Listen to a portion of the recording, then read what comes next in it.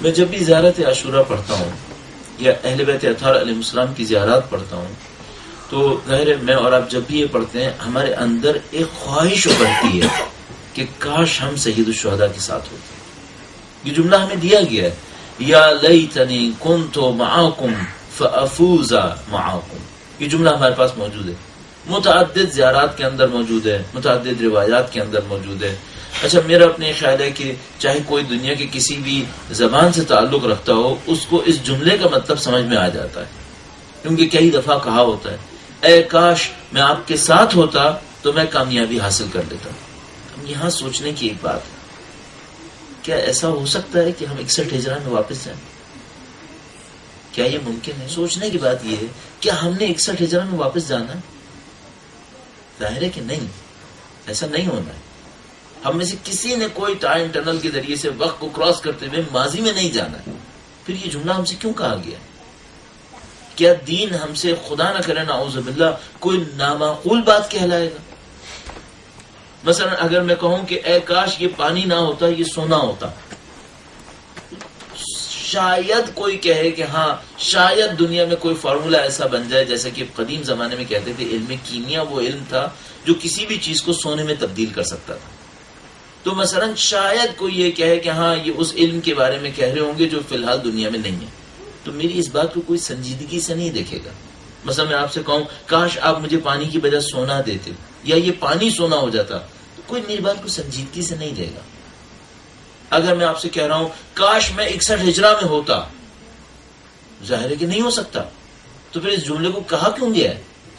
نہ صرف یہ کہ کہا گیا ہے بلکہ زیارات کے اندر مکرر آتا ہے، بار بار کہو اے کاش میں ہوتا.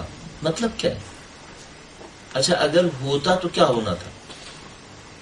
کیا کربلا کا نقشہ تبدیل ہونا تھا؟ کیا میں یہ کہنا چاہ رہا ہوں کہ اگر میں ان اصحاب میں شامل ہو جاتا تو کربلا کا نقشہ تبدیل ہو جاتا؟ میرے خیال میں ان میں سے کوئی چیز نہیں ہونی اور میں اور آپ اس کو سوچ بھی نہیں پائیں گے. تو پھر یہ سب کیا ہے؟ مجھے ایک بات سمجھ میں آتی ہے کہ یہ صرف آرزو نہیں ہے، یہ ایک منصوبہ ہے. یہ کوئی ایسی آرزو نہیں ہے جس میں یہ کہوں کہ اے کاش دنیا کے سارے درخت سونے کے بن جاتے، اے کاش یہ سارا پانی یہ ہو جاتا، یا اے کاش دنیا یوں ہو جاتی یا ویسی ہو جاتی. یہ سب محض آرزو نہیں ہے، یہ ایک منصوبہ ہے. یہ کیا منصوبہ ہے؟ مجھ سے اور آپ سے کہا گیا ہے کہ تم یہ کہو کہ اے کاش میں کربلا میں ہوتا، اور اب اپنی زندگی کے لیے ایک منصوبہ بناؤ. میں کیا کروں کہ میں اہل کربلا جیسا بن جاؤں؟